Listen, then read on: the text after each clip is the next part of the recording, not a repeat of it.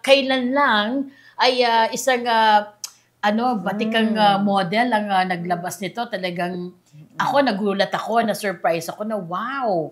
She took it further na talagang skipping talaga the foundation. Diba? So it's more than the look.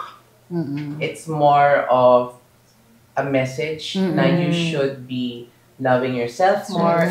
Gusto niyang patunayan na confident din ang tao o lalo ng babae na lumabas na wala kang makeup. It's more than the look. It's more of a message na you should be loving yourself more. Appreciate that advocacy. Of course, maganda yon kasi people will be taking care more of their skin, diba? So parang mas aalagaan nila and they won't need to use makeup. And baka hindi kasi siguro marunong mag-makeup si parang panusot na lang. Hindi, joke lang. Walang iba po si Pamela Anderson. Pamela.